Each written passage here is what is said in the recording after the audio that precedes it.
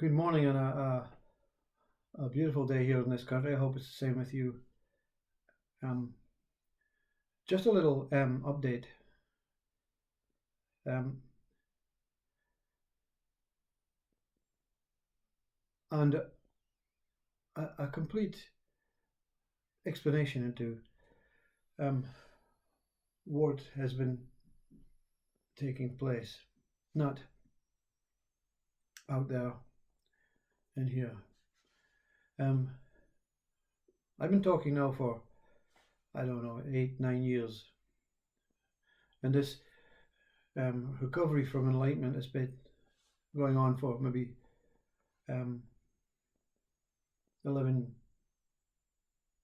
11 years, maybe 12 years. So there has been a story, even though some of the earlier stuff has been omitted due to no no logical or egoistic mind would have understood what was going on, you see. So the story has been going on, but what I have to say is this. If you understand what enlightenment means, you'll understand that it's a complete transformation, a complete transformation of what you are. And the transformation does not just involve, you know, this physical experience, this physical body, this physical, um, what you would call recovery period into a genuine and original. Um, I don't like the word normal, but that pretty kind of stable life, not in this stability, but the stability of just being um, and responding to what is taking place. So there is also a transformation or a transcending in the soul and the being and all that stuff, and it's of no importance to any other human being except yourself, any other soul or conscious experience that you have. Um, it is of no it is of no relevance. You see, and you begin to understand that certain people are driven, certain minds are driven by their enlightenment to explain to the world what's going on, explain what consciousness, explain this, explain that, explain spirituality, explain religion.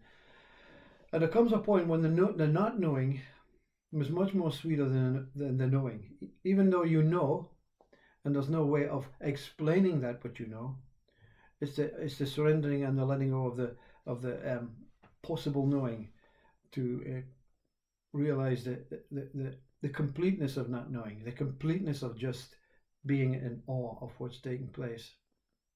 So, my position is that this possibly, and I cannot explain what is behind it, what supports these words, but this is possibly my life, my last life as a human form, or as a living form that is having to repeat its samsaric way to overcome specific things. Because the enlightenment is so traumatic that it really, if you go with it, if you allow it to take you on this, um, what I call it, this Christ journey,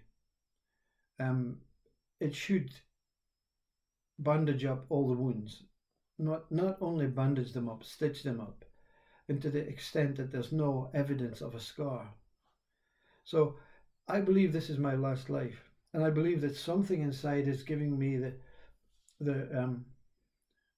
the freedom, the freedom to express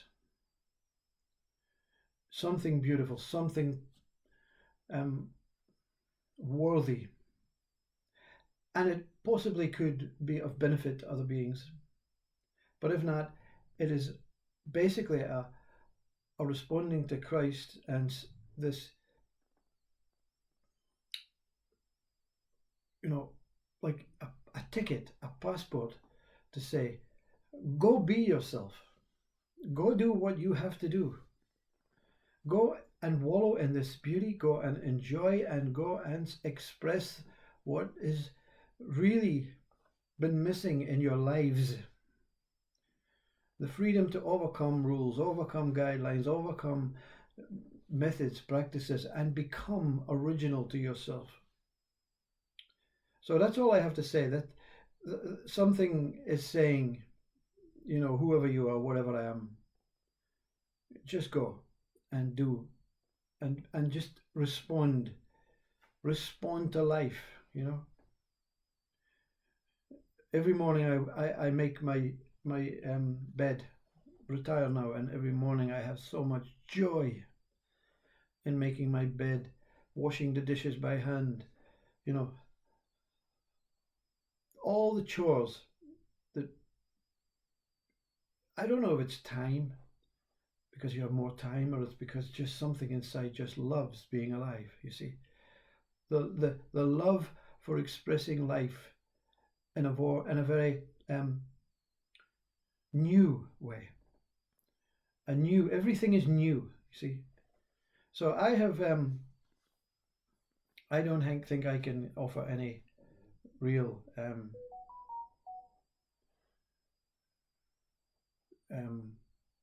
information or pointings or teachings to this spiritual and religious and um, conscious life that many seek on YouTube, you see.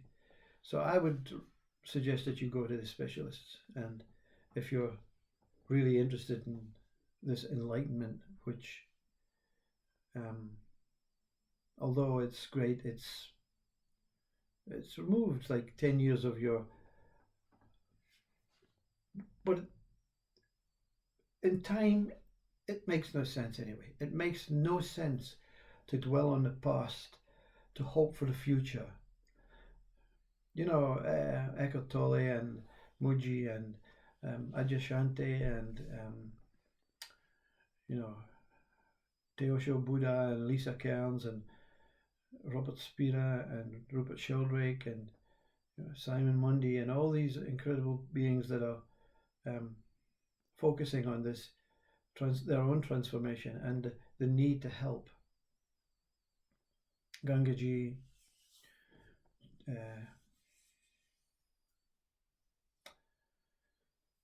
they're the ones that you need to maybe think about following. But if you want to continue to follow this one, I have added a link at the bottom, because now my life has the ability to focus on specifics, you see. But that what is focusing on the specifics is whole. So whatever you do in life, whatever you talk about in life, in a whole conscious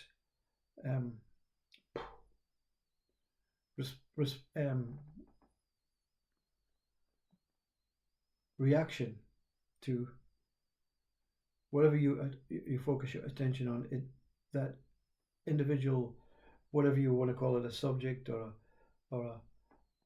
a like or an interest, is seen whole.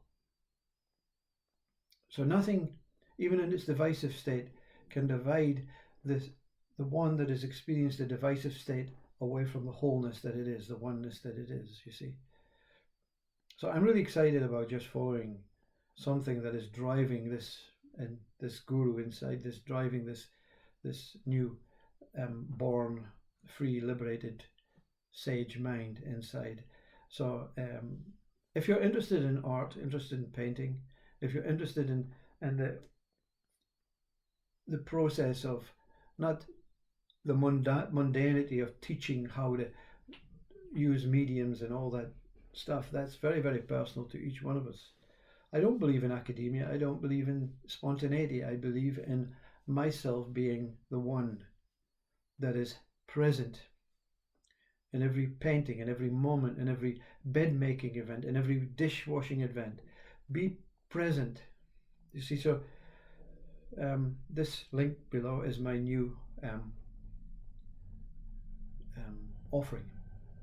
If you're interested in the next stage, when enlightenment certainly grounds and something is reborn.